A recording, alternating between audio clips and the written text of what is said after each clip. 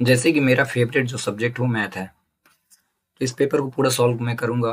But सबसे पहले मैं मैथ के क्वेश्चन सॉल्व 100 के क्वेश्चनों को पहले मैं सॉल्व करूंगा। देन उसके बाद मैं सभी पोर्शन जैसे हिंदी हो गया, इंग्लिश हो गया, साइंस, इन्वायरमेंट स्किल्स, सभी के क्वेश्चनों को सॉल्व करूंगा। तो पहला क्वेश्चन देखते हैं। रेंट एक आयत है, ये रेक्टेंगल बना हुआ है और इसके विकर्ण दिए गए हैं, डायगोनल दिए हैं।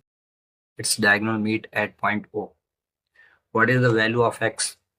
एक्स का मान क्या होगा यदि O R is equal to x to O T is equal 3x+1 हो। तो हमें गेट करनी है एक्स की वैल्यू। तो उसको क्या करेंगे, डायगोनल हमेशा रेक्टेंगल के इक्वल होते हैं। बाइसेक्ट जब करते हैं, एक दूसरे को काटते हैं, तो इक्वली काटते हैं। तो हम इनको क्या करके 2x+4 इज इक्वल 3x+1, दोनों को इक्वली करके एक्स को एक्स के पास ले जाएंगे, वेरिएबल को वेरिएबल के पास और नंबर को नंबर के पास, देन सब्ट्रैक्ट कर देंगे।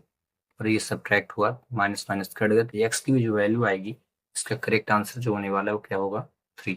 ठीक है, अगला क्वेश्चन देखते हैं। Question number 82। The difference between S I and C I का डिफरेंस आपको बताना है क्या होगा यदि आपके पास प्रिंसिपल दिया है इतना, यानी मूलधन 24 रुपए, 2 ईयर टाइम दिया है और रेट दिया है 5%। हम क्या करेंगे, दोनों को पहले एस आई निकाल लेते हैं। तो एस आई का जो फार्मूला होता है वो क्या होता है, P×R×T/100। इस प्रकार से इसको करना था। 2400 × 5 × 2/100 करना था। दोनों डिवाइड होंगे, इनका जितना बचा उनका मल्टीप्लाई करना है। तो 24×5 120, अब 12×2 = 24 हो गया। ठीक है, सभी को हमने मल्टीप्लाई किया तो कितना है, 240। ये हुआ एस आई। अभी हमको सी आई निकालना है। सी आई निकालने के लिए सबसे पहले हम क्या करेंगे, कंपाउंड इंटरेस्ट का एक फार्मूला लगाएंगे, ए इज इक्वल P/1 + R/100 की पावर n। अब यहाँ पे P की वैल्यू इतनी रख दीजिए, ब्रैकेट 1 + R की वैल्यू रखना है 5%, 5/100 की पावर n क्या है, 2 ईयर का। मैं इसको सॉल्व करिए तो 5×1 = 5×2 ये 21×20 और 1 21 हुआ और पावर 2 है, तो हम लिखेंगे 2400 21/20। क्यों हुआ 21? इसको मैंने सिम ये मिक्स फ्रैक्शन था तो सिंपल फ्रैक्शन बनाया है। ठीक है, साधारण भी, तो 20 से कम 20 1 21/20 हुआ। अब यह 2 है, यहाँ पे 2 है तो 2 बार लिख के इसको सॉल्व करेंगे। अब देखो 0 0 कट गया, 2 से कटा तो 12 आया, 2 से काट दिया तो 6 आया। देन इसके बाद इसको हम मल्टीप्लाई करेंगे। 1 का 21 पे इंटू तो 4 4 1 आ गया, इंटू 6, 6 1 = 6, 6 कम 6 6 चौको 24 और 6 चौको 26 हुआ। तो ये आ गया, अमाउंट आ गया।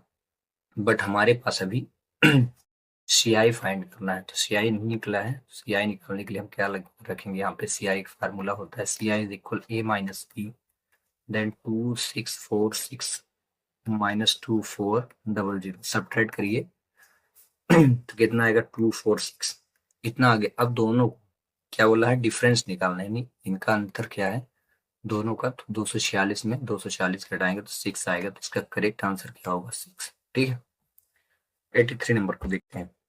इसमें बोला है कि इसके रूट इक्वेशन को सॉल्व करना है। तो वही एक्स को एक्स के पास लाइए, तो 3x + x इज इक्वल हुआ 20/7। 3x में एक साइड हुआ तो 4x इज इक्वल 20/7 हुआ। 4 से 20 को डिवाइड किया तो 5, तो 5/7 इसका करेक्ट आंसर होगा। ठीक है, 80 नंबर 84 क्वेश्चन को देखते हैं। The population of a city was 20,000 in the year 1997। 1997 में इतनी जनसंख्या थी। इंक्रीज्ड एट रेट 5% पर एनुअल। प्रत्येक वर्ष क्या है, 5% की वृद्धि हो रही है। What is the population at the end of 2000? 2000 सन 2000 में कितनी ज्यादा पॉपुलेशन हो गई होगी। तो इसके लिए क्या करते हैं, 1997 से 2000 तक का ईयर निकाल लें, तो 97 98 हुआ, 99 और ये 2000, 3 ईयर लग गए। तो 3 ईयर का हम क्या निकालेंगे, अमाउंट निकालेंगे। तो उसके लिए फार्मूला वही A is equal P bracket 1 + R/100 की पावर क्या लिखेंगे, एन। P की वैल्यू यहाँ पे रखेंगे 20,000, 1 + R रेट 5, 5 वही 100 बट एन यानी 3 ईयर। देन 20,000 यहाँ पर डिवाइड करेंगे 21 जा 20 और 1, ये फिर से इसी प्रकार से, और इसको 3 टाइम लिखेंगे हम ऐसे, ठीक है, ऐसे ही। 21 क्यों आया उसका रीजन समझ आया, सरल भिन्न बदला गया है। अब यहाँ 2, 1 2 3 जीरो कट गए, 1 2 3, 2 से मैंने 20 को काटा तो 10, फिर 2 से मैंने इसको काट दिया तो 5 आ गया। अब नहीं कटेगा। अब हम क्या करेंगे, 21 का इंटू करेंगे 3 बार तो 92 आएगा, इंटू 5/2 कर देना है, तो आपका आंसर आएगा 23,153.5, 2.5 आएगा। इतना आना है आंसर, यानी 23,152.5। बट यहाँ पे ऑप्शन में है नहीं, तो इसका करेक्ट आंसर क्या हो जाएगा, 23,153। ठीक है, तो इसका करेक्ट आंसर ये होगा। अगला क्वेश्चन देखते हैं। Find the value of x. यहाँ पे अल्टरनेट इंटीरियर एंगल दिया गया है, आप यहाँ देखें तो z बन गया है, और z में क्या होता है, इक्वल होते हैं। अल्टरनेट इंटीरियर एंगल अगर z बने इस प्रकार से या फिर इस प्रकार से तो इक्वल होते हैं, यानी x की वैल्यू डायरेक्ट 108 लिखेंगे। अगला क्वेश्चन देखते हैं। इसको सॉल्व करना है, कितना आएगा रूट सॉल्व करने पे, तो पहला रूट देखेंगे 81, 81 का स्क्वायर रूट 9 हुआ, फिर 9 में 16 को ऐड किया गया तो 25 आया, और 25 पे ऑलरेडी स्क्वायर रूट यहाँ पे देखो लगा है, तो कितना हो जाएगा 5, 5 प्लस करेंगे 59, और इनको भी एक बार ऐड कर देंगे तो कितना हो जाएगा 64, और 64 का स्क्वायर रूट यानी वर्गमूल क्या होता है 8, यानी करेक्ट आंसर इसका बी होगा। ठीक है, यहाँ पे एम की वैल्यू गेट करनी है, तो डिवाइड में जब कोई दो नंबर दिए हो जिनके बेस सेम हो, पावर डिफरेंस और डिवाइड का साइन हो, तो इसको क्या करते हैं, बेस लिख करके डिवाइड अगर है तो माइनस करेंगे हम पावर को, इज इक्वल 5 की पावर 5, यहाँ 5 डिवाइड हुआ, m minus minus plus 3 is equal 5, m is equal 5 minus 3 यानी 2 आएगा इसका करेक्ट आंसर। ठीक है, अगला इसकी वैल्यू को गेट करना है। हमेशा याद रखें यदि पावर माइनस में हो और ऐसे नंबर दिए हो जो रेशनल फॉर्म में हो, तो क्या करें, माइनस को प्लस में करने के लिए इनका रेसिप्रोकल करते जाए, यानी 2/1 की पावर 2 हो गया, फिर 3/1 की पावर 2 हो जाए, और प्लस 4/1 की पावर 2। मैंने क्या किया, सिर्फ संख्या को पलटाया साइन चेंज करने के लिए। इसके बाद इसको सॉल्व करिए तो 2 का 2 आर मल्टीप्लाई, यानी 2 का स्क्वायर 4, 3 का स्क्वायर 9, 4 का स्क्वायर 16, सभी को आप ऐड करें तो 16 4 22 9 29 करेक्ट आंसर। ठीक है, अगला क्वेश्चन देखें। इसमें x प्लस वाई इतना दिया है, बोला है x y की वैल्यू क्या हो सकती है, तो इसको क्या करिए, ऐड करिए, y से यहाँ इंटू एक्स यहाँ इंटू, तो x plus y on x y is equal to 013। Then x plus y की वैल्यू लिखिए 2013 upon x y is equal to 013। अब यहाँ पे 1 हुआ, इससे ये कट गया है, 1/x/y is equal 1/1, x by into तो एक्स बाई इज इक्वल 1, इसका करेक्ट आंसर क्या आएगा, 1 आने वाला है। आगे चलते हैं। 90 नंबर क्वेश्चन, बोला है एक्स की वैल्यू क्या होगी, तो हमेशा याद रखें किसी भी ट्राइंगल के एक्सटीरियर एंगल का जो सम होता है वो 360 होता है, यानी इनको ऐड करके 360 में आप सब्ट्रैक्ट करेंगे तो आंसर आ जाएगा। तो ये हुआ 250, सब्ट्रैक्ट कीजिए 110। ठीक है, अगला क्वेश्चन, पाई चार्ट दिया हुआ है, इसमें आपकी जो सेविंग इनकम दिया है 3000 है, और सेविंग का जो परसेंटेज 5% है, तो टोटल वैल्यू अगर हम निकालें तो क्या हो जाएगा 3000 इंटू 100 अपॉन कितना परसेंट 15, ये हुआ। अब इसको हम डिवाइड कर देते हैं, ये टोटल इनकम ना आएगी, टोटल कितना था व्यक्ति के पास, 15 दूनी 200 और ये 2 जीरो, यानी इतना उसके पास था। अब बोला है क्या आपको बताना है कि क्लॉथ पे वो कितना खर्च किया, तो क्लॉथ का परसेंटेज 10 है, 10 अपॉन 100 करेंगे, 100 में 2 जीरो थे कट गए, अब ये 200 बचा और जीरो का इंटू करेंगे तो 3 जीरो हो जाएंगे, आंसर इसका करेक्ट आंसर ये हो जाएगा। ठीक है, एक चीज और बता दूं, ये जो भी क्वेश्चन है मैंने एनसीईआरटी के बुक को ऑब्जर्व किया तो 90% कहा जाए, हाँ 90% लेके चलते हैं, एग्जाम्पल के क्वेश्चन आए और 5% तो डायरेक्ट क्वेश्चन ही उठा के दे दिया है। जैसे ये क्वेश्चन एग्जाम्पल से आया, ये क्वेश्चन तो मेन क्वेश्चन है 2.3 में भी, आप देखिएगा 2 चैप्टर का या 3.2 का है, आप एक बार देख लीजिएगा, ठीक है, कंफर्म बता रहा हूँ, मैंने देखा है। अगला क्वेश्चन 92, एक समचतुर्भुज का क्षेत्रफल दिया है, एक डायगोनल 16 है, दूसरे डायगोनल को फाइंड करना है, तो इसका याद रखें फार्मूला, एरिया निकालने का फार्मूला 1/2 d1 × d2 होता है। अब एरिया 240 है, 1/2, वन डायगोनल d1 दिया 16 × d2, 2 से इसको मैंने काटा तो 8 आया, और 8 से इसको काट दिया तो 30 आया, तो करेक्ट आंसर d2 का 30 आया, ठीक है।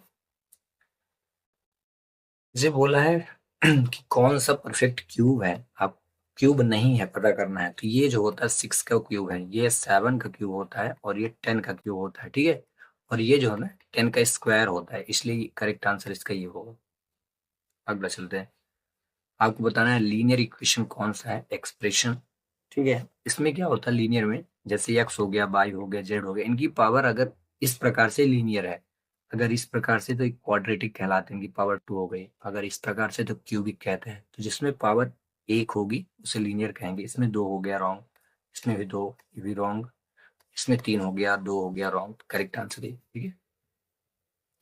यहाँ बोले इसकी वैल्यू क्या होगी, तो हमेशा याद रखें किसी भी संख्या या किसी भी अंक की अगर पावर 0 हो तो करेक्ट आंसर 1 होता है, ठीक है। बाकी दिमाग लगाना ही नहीं है आपको, बस इतना ही करना था।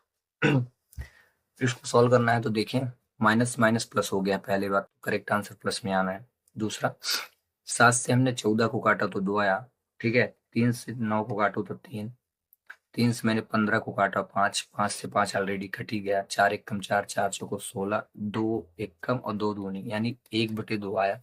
अब आधा मतलब 1 में 2 का भाग करना है, भाग तो जाना नहीं है भाई, 1 आया, पॉइंट लगाया तो 10 हुआ, 2 पॉइंट, करेक्ट आंसर पहला होगा, ठीक है।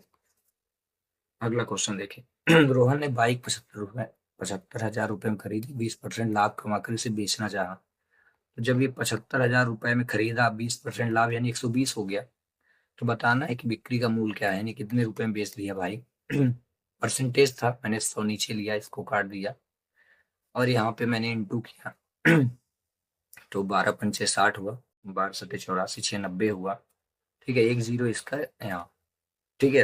ये कितना हो गया, 90,000 रुपए, ठीक है। करेक्ट आंसर इसका कितना हो जाएगा, 90,000 रुपए में उसने बेच दिया। यदि एक तिर्यक रेखा को 2 समांतर रेखाएं काटती हैं, जैसे ये रेखा हो गई, एक तिर्यक रेखा 2 समांतर रेखाओं की, ये क्या पैरेलल लाइन है, 2 पैरेलल लाइन है, और एक यहाँ पे इंटरसेक्टिंग लाइन आ गई, इसको डिवाइड कर दी, तब पूछा जा रहा है कि ट्रांसवर्सल यानी तिर्यक रेखा के एक और अंतः कोणों का योग क्या होगा, इंटीरियर एंगल का सम क्या होगा, ये जैसे हो गया ये, ठीक है, तो इनका सम हमेशा होता है 180 डिग्री, ठीक है। इंटीरियर एंगल का सम कितना लिखेंगे आप, 180 डिग्री, ठीक है, वो भी सेम साइड का बोला है, ठीक है, सेम साइड मतलब ऐसे सेम साइड का, अगला क्वेश्चन बोल देखते हैं। What is the least number that must be subtracted from 560, इसको आप डिवीजन मेथड से सॉल्व कर सकते थे, स्क्वायर निकाल सकते थे, 7 7 49 8 28 64, तो 7 बार जाएगा, 7 लिया, 9 यहाँ 7 आया, और ये 7 7 14, 14 का टेबल पढ़ेंगे, 707 से ज्यादा 9, 14 चौको 56, 4 बार जाएगा, 4 चौको 16, 4 चौको 16, 1 17, 4 1 5 घटा दिया मैंने, टी आया, ठीक है, 131, इसका करेक्ट आंसर 131 हुआ, ठीक है। अदरवाइज आप इसकी दूसरी मेथड ये थी कि 5607 को आप एलसीएम से भी निकाल सकते थे, बट सबसे इजी मेथड यही है, इससे इजी मेथड कोई नहीं है, ठीक ना, ऐसी कंडीशन। और लास्ट क्वेश्चन देखते हैं मैथ का, 10,000 रुपए की राशि 2 वर्षों 15 वर्ष ब्याज की दर से उधार ली गई, ठीक ना, मतलब उधार लेना हुआ, ठीक है। अमाउंट किसी से लिया गया, और इस पे साधारण ब्याज क्या होगा, पहले सिंपल इंटरेस्ट निकालने को बोला है, तो ऐसा ही हम निकाल लेते हैं, वही फार्मूला P × R × P, आप 100 करेंगे तो P की वैल्यू हो गई 10,000 × 2 × 15, ठीक है, अब 100, 2 0 कट गए हैं, 15 दूनी 30, और ये 100 में जब हमने 30 का गुणा किया तो 3,000 आया, यानी जो जिसमें 3,000 लिखा होगा वो सही होगा, तो 31 तो लिखा है रॉन्ग, 13,000 लिखा रहा हूँ क्योंकि पहले मुझे एसआई निकालना था। 2 ऑप्शन, इन दोनों में से कोई एक सही होना है। इस राशि अब 2 वर्ष के अंत में कितनी राशि भुगतान है? 3,000 रुपए एसआई हो गया, यानी ब्याज देना है। रात में 10,000 रुपए ऑलरेडी लिया ही था। अब यहाँ पे 3,000 में 3,000 को 10,000 में जोड़ेंगे 13,000 आएगा। तो यहाँ पे ये देखो, सैकड़ा हजार, 10,000, लाख, 1,00,000 दिया है। 1,00,000 से ऊपर की वैल्यू देती है तो रॉन्ग हो गई। इसका करेक्ट आंसर ये हो जाएगा। ठीक है, यानी आपको उससे 2 चीजें पूछा था, एसआई पूछ लिया था, अमाउंट दोनों, मूल मिश्र धन और ब्याज। ठीक है, और इस प्रकार मैथ के सभी क्वेश्चन हो गए कंप्लीट। अब देखते हैं 1 बाय 1 ऑब्जेक्टिव क्वेश्चन के करेक्ट आंसर। पहला देखें, एक अनार 100 बीमार लोकोक्ति का अर्थ क्या होगा? तो इसका करेक्ट आंसर वस्तु एक, चाहने वाले अनेक। भाषा का मुख्य अर्थ क्या होता है? तो भावों विचारों का आदान प्रदान भाषा का मुख्य अर्थ होता है। इसको याद कर लें। और सभी बच्चे जो भी देख रहे हैं अपने यार दोस्त मित्र सखा फ्रेंड को भेजें, जिससे वो करेक्ट आंसर इनके लगा सकें। ठीक है, और आप जरूर अपने मिला लें आंसर में भी। मैं मान के चलता हूँ कि अगर जनरल कैटेगरी के हैं कोई बच्चे तो 70 तक अगर आ गया है तो श्योर उनका सिलेक्शन डन है कि हो जाएगा। उससे नीचे आ रहा है तो मैं तो अभी श्योर नहीं कह सकता क्योंकि कट ऑफ अभी क्लियर नहीं है, बट 70 अगर है तो डन है कि हो जाएगा। अजनबी शब्द का हिंदी में क्या रूप होगा? तो अजनबी का परिचित कहते हैं। ठीक है ना, अगला क्वेश्चन देखते हैं। भूखंड तवासा जल रहा, पंक्ति में अलंकार है तो उपमा होगा। ये शाह यहाँ पे लिखा गया है ना, उपमा करने के लिए यूज किया गया वर्ड। तो यहाँ से आप आइडेंटिफाई कर सकते हैं इस क्वेश्चन का आंसर। आंखों में धूल झोंकना से उदाहरण किसका? तो ये याद रखें, मुहावरा। ठीक है, अगला देखते हैं। रात का पर्यायवाची नहीं है तो इसका करेक्ट आंसर आपका होगा नलिनी। ठीक है, नलिनी रात का पर्यायवाची नहीं होता। कम बोलने वाला कहलाता क्या? तो इसको लिखेंगे आप मितभाषी। मितहारी नहीं, मितहारी का मतलब होता है कम खाने वाला। ठीक ना, मितभाषी का मतलब होता है कम बोलने वाला। माता पिता में समास तो द्वंद्व समास करेक्ट आंसर इसका होगा। आगे देखते हैं। दोहा के विषम चरणों में कितनी मात्राएं? तो 13 रहती हैं। वही सम चरणों में ये इस सम चरणों की। प्रयुक्त प्रत्यय शब्द है सुगमता, इसमें ता प्रत्यय का यूज हुआ है। प्रत्यय ऐसे शब्द होते हैं जो किसी भी शब्द के अंत में आकर उसके अर्थ में परिवर्तन कर देते हैं। ठीक है, अगला देखते हैं क्वेश्चन। 2 किलो शक्कर में विशेषण, तो यहाँ 2 जो है एक विशेषण है और ये संख्यावाचक विशेषण 2। कॉर्डिलियन ऑर्डिनल आपने पढ़ा होगा इंग्लिश में, बस वही हिंदी में आ गया। ठीक ना, सूरज डूबा और अंधेरा छा गया वाक्य किस प्रकार का है? इसका करेक्ट आंसर संयुक्त वाक्य होगा। ठीक ना, इसमें और लगा है, और से अगर 2 शब्द और से जुड़े हों तो उसको बोलते हैं कंपाउंड सेंटेंस या संयुक्त वाक्य कहते हैं। ठीक है, वहीं अगर और कट रहा होता है, जैसे राम जाता है, राम खाता है, तो इसको बोलते हैं सरल वाक्य। ठीक ना, मिश्रित वाक्य में क्या होता है? ज्यों ही मैंने देखा त्यों ही वर्षा हुई, ऐसे करके हो जाता है। तो इसका करेक्ट आंसर आपका बी होगा। आकाश नीला है, वाक्य में आकाश क्या है? तो इसमें याद रखे आकाश संज्ञा है। ठीक है ना, नाउन है। भानुदय शब्द का संधि विच्छेद क्या होगा? तो भानु प्लस उदय। ठीक है, आगे चलते हैं। कुंडलियां लिखने में कौन से कवि प्रसिद्ध हैं? तो ये गिरधर की कुंडलियां चलती हैं। ठीक ना, इसका करेक्ट आंसर आपका गिरधर होगा। आगे चलते हैं। इंग्लिश में words migrate from one place to other place. Migrate का मतलब होता है पलायन करना, एक स्थान से दूसरे स्थान जाना। पहली बात ये क्या है? सब्जेक्ट है, और सब्जेक्ट के बाद हमेशा वर्ब आता है। देन यहाँ पे वर्ड्स के तुरंत बाद वर्ब की यूज होगा, इसलिए मिग्रेट आएगा। बाकी सारी चीज नहीं आएंगे, नाउन है। ठीक ना, ये सभी नहीं आएंगे। बीच ऑफ डिफरेंट फ्रॉम अदर्स, आपको इनमें से अलग पहचानना है।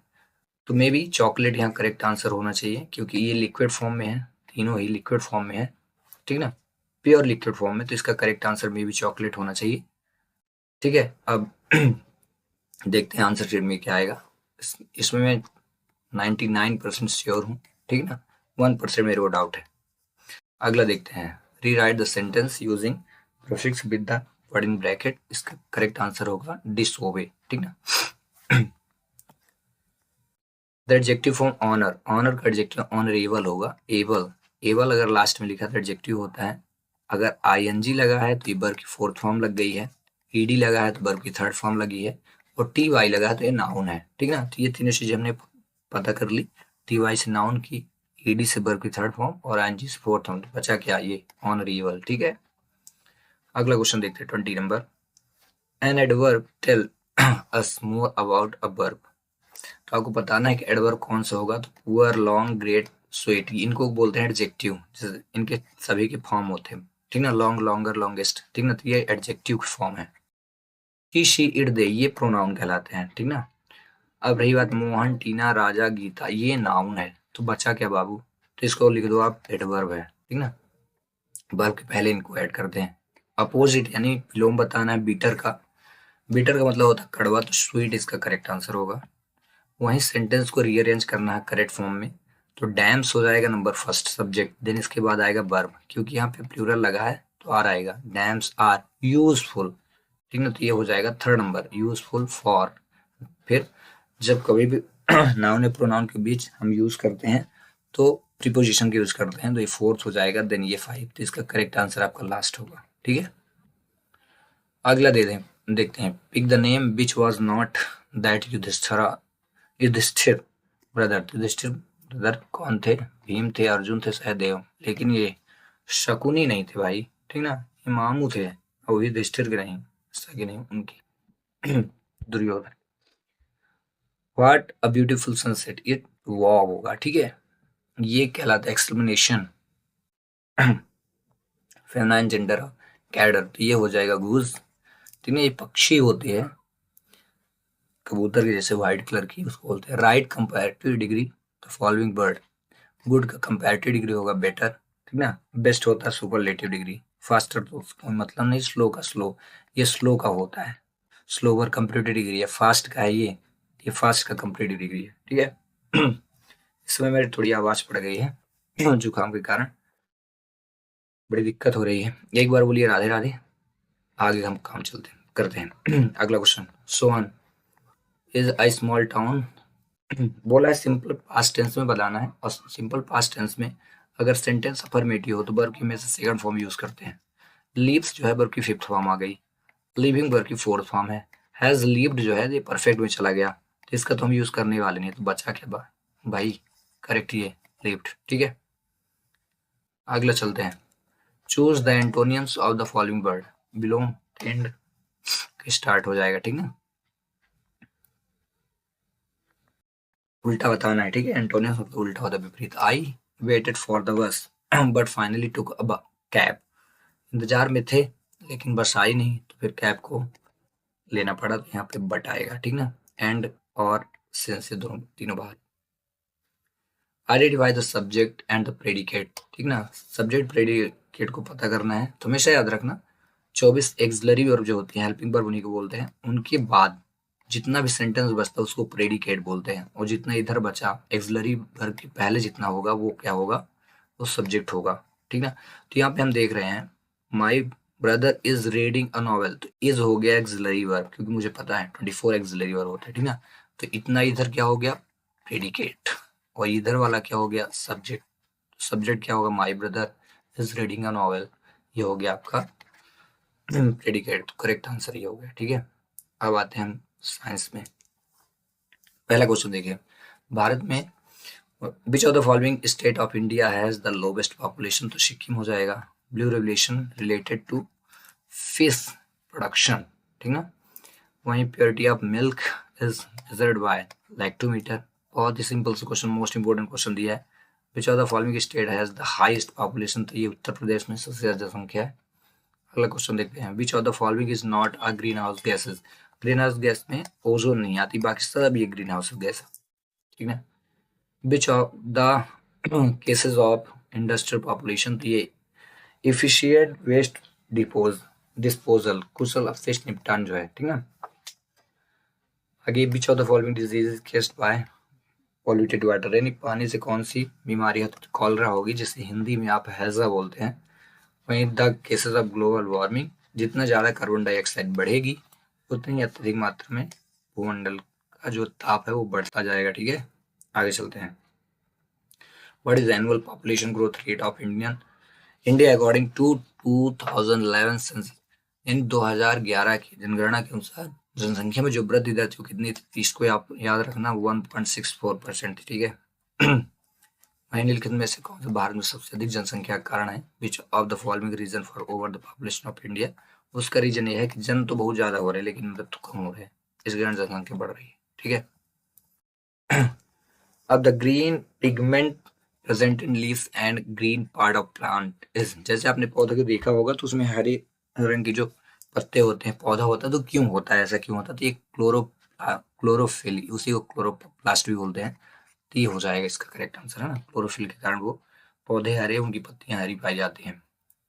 अगला, burning solid waste is not recommended because, तो ये सभी ऑप्शन होने चाहिए, यहाँ पे ऐसा ऑप्शन है नहीं। महंगा भी होता है, अधिक मात्रा में स्थान भी घेरता है, आधुनिक तकनीक की आवश्यकता होती है। तो कहा जाए कि मेरे अनुसार तो सभी आंसर इसके होने चाहिए, बट नहीं दिया है, तो इसमें मैं लास्ट वाले को यूज कर रहा हूँ। इससे कई पर्यावरणीय समस्याएं उत्पन्न होती हैं, ठीक ना। अगर आप ऐसा करेंगे तो क्या लिखा है? ठोस अपशिष्ट को जलाने की अनुशंसा नहीं की जाती है, क्योंकि एटमॉस्फेयर को ये नुकसान पहुंचाएगा। अगर ऐसा इसमें उपयोग सभी होता तो कंफर्म, तो मैं इसको 99% श्योर मान के चलता हूँ, करेक्ट आंसर डी। अब देखते हैं आंसर शीट में क्या है। अगला, the main factor of communicable disease is, सबसे संचरणीय रोगों का मुख्य घटक क्या है? घरेलू मक्खी जो होती है, हाउस फ्लाई, ठीक ना। वहीं गीले अपशिष्ट को खाद में बदलने की प्रक्रिया को क्या कहते हैं? तो कंपोस्टिंग बोलते हैं, ठीक ना। अगला, विच of the following element is radio active? Uranium एक करेक्ट आंसर है। अगला देखते हैं। मिलेट एम्बेसडर के नाम से लहरी बाई मध्य प्रदेश के किस जिले से हैं? तो इसको आप याद रखना, डिंडोरी, ठीक ना। इन विच फील्ड इज द विज्ञान रत्न अवार्ड? यही क्या है विज्ञान रत्न अवार्ड? इसके नाम से ही पता चल रहा है कि विज्ञान के क्षेत्र में देंगे, साइंस के क्षेत्र में। The name of the player known as the magician of hockey? तो ये मेजर ध्यानचंद है, ठीक ना। सब इंपॉर्टेंट क्वेश्चन को दिया है। Which tribe is found is Patalkot of Chhindwara? Patalkot के छिंदवाड़ा में भारिया जनजाति पाई जाती है, ठीक है। वहीं who is the referred as queen of Satpura? तो ये सतपुड़ा की रानी पचमढ़ी को कहा गया है। And which field is Oscar award given for? तो ऑस्कर अवार्ड हमेशा सिनेमा के क्षेत्र में दिया जाता है। On the bank of which river is Ujjain? तो उज्जैन में रिवर जो है वो क्षिप्रा है, या यूं कहा जाए कि क्षिप्रा नदी किनारे ही उज्जैन स्थापित है। Where is the sun temple of Sagar district? तो ये रहली में है। रहली, सागर जिले का सूर्य मंदिर कहाँ पे? तो रहली में, याद रखना, ठीक है। Which tribe primarily celebrate the Bhagoria festival? तो भील होगा इसका correct answer. And which stage is related to Kathak dance? Uttar Pradesh, ठीक है। Which game is state game of Madhya Pradesh? तो मलखम में कॉमन क्वेश्चन दिए हैं बिल्कुल, जो आते रहते हैं। How many jyotirlinga are there in Madhya Pradesh? 2 हैं। Where is the headquarter of United Nation? तो न्यूयॉर्क इसका करेक्ट आंसर आप लिखें। वहीं the longest river of Madhya Pradesh तो नर्मदा है। वर्ल्ड वाइल्ड लाइफ डे कब सेलिब्रेट होता है? मार्च 3 मार्च को। अगला क्वेश्चन देखते हैं। The least distance distinct vision for young adult with normal vision about? तो सामान्य दृष्टि की न्यूनतम दूरी क्या होती है? तो 25 centimetre, correct C. The gas used in extinguisher? अग्निशामक यंत्र, यानी आग बुझाने के लिए कार्बन डाइऑक्साइड का यूज किया जाता है। Which is the highest planet? No highest नहीं, ब्राइटेस्ट यानी शानदार, चमकदार, सुंदर जो ग्रह है वो कौन सा है? तो याद रखना वीनस है, शुक्र। If the value of angle incident is 60 degree, what is the value of angle of reflected? तो हमेशा इक्वल रहेगा। ये जैसे ये और ये, तो ये इंसिडेंट रेज होती है, ठीक ना, इंसिडेंट रेज, और ये होती है रिफ्लेक्टेड रेज, ये हमेशा इक्वल होती हैं। ये कहा जाए कि परावर्तन का, रिफ्लेक्शन ऑफ लाइट जो होता है उसका ये रूल होता है, ठीक है। उससे आया क्वेश्चन, कॉमन क्वेश्चन बहुत इजी से पूछा था। अगर किसी को रूल पता रहा होगा तो आंसर तो बिल्कुल इजीली बता सकते हैं, ठीक ना। Which is not chemical change? ठीक ना, आपको बताना था रासायनिक परिवर्तन कौन सा नहीं है, तो ये है, ठीक ना। वेपराइजेशन ऑफ वाटर, यानी पानी का जो वाष्प बनना है वो नहीं है। अगला क्वेश्चन देखते हैं। Which one of the following types of medicine is used for treating indication? ठीक ना, अपच का उपचार, यदि आप खाना खा रहे हैं आपको डाइजेस्ट नहीं हो रहा तो क्या दिया जाएगा डॉक्टर के अकॉर्डिंग? तो एंटासिड दिया जाता है, ठीक ना, इसका करेक्ट आंसर होगा। वही a device used to convert electric energy into mechanical energy, तो ये हो जाएगा इलेक्ट्रिक मोटर अगर लिखा होता तो ज्यादा करेक्ट आंसर होता है, या मोटर बस दिया था तो इसका करेक्ट आंसर हम मोटर रखेंगे। An object observe all the colours of light then a cure object is, ऐसा कौन सा रंग होता है जो किसी भी ऑब्जेक्ट को ऑब्जर्व कर लेता है, यानी वस्तु के रंग को सोख लेता है, तो उसका काम एक ही है, काला रंग होता है, ठीक ना। अगला देखते हैं 69 question, what is the source of sun's infinitive energy, ठीक ना, यानी सूर्य में जो इतनी ज्यादा एनर्जी क्यों होती है, किस कारण होती है, नाभिकीय संलयन है, न्यूक्लियर फ्यूजन, ठीक है। एक विटामिन से क्वेश्चन आया था, विटामिन सी डिफिशियंसी से क्या होगा, तो स्कर्वी रोग होगा, ठीक ना। मुसूड़े वगैरह से खून आएगा आपके, vitamin C. Disease caused by iodine deficiency, iodine से कौन सा रोग होता है, तो घेगा रोग, ठीक ना, उसे ग्वाइटर बोलते हैं, ठीक ना। और उसी चीज को देखो सेम टू सेम क्वेश्चन नीचे पूछ लिया, ग्वाइटर डिजीज रिलेटेड टू किससे है, तो एक गले में होता है, तो थायराइड ग्रंथि होती है ना, इस कारण से।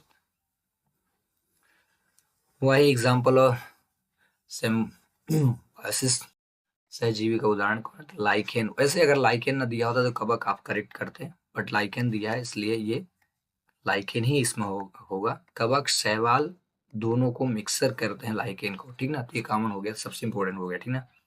अगला, which are the following material can not be use to make lens, lens का प्रयोग, अगर लेंस आप बना रहे हैं, दर्पण का प्रयोग कर रहे हैं, बनाया जा रहा है, तो किसका यूज नहीं कर सकते, जल पारदर्शी होता है, हर एक वो चीज का यूज हम कर सकते हैं लेंस बनाने में जिससे हम एक पार से दूसरे पार देख सकते हैं, तो जल से एक पार से दूसरे पार देख सकते हो, कांच में भी देख सकते हो, कुछ ऐसे रेयर कंडीशन में प्लास्टिक भी आ गए जिनको आर पार देखा जा सकता है, तो तीनों केसेस हैं जिसमें लेंस बनाया जा सकता है, बट लोहे से नहीं देख सकते हो भाई, इसलिए ये ऑप्शन बाहर हो जाएगा।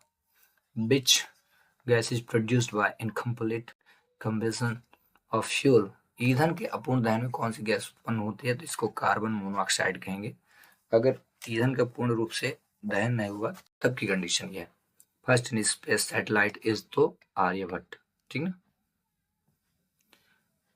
वही क्वेश्चन नंबर 77 देखेंगे, the focal length of plane mirror, तो ये क्या होगा, इन्फिनिटी यानी अनंत। How many chromosome are present in human being, तो ये 46। Which reproduction method occur in amoeba, तो अमीबा में कौन सी विधि के द्वारा जनन होता है, ये बताना था आपको, तो इसका आंसर आप लिखेंगे बाइनरी फिजन, द्विखंडन।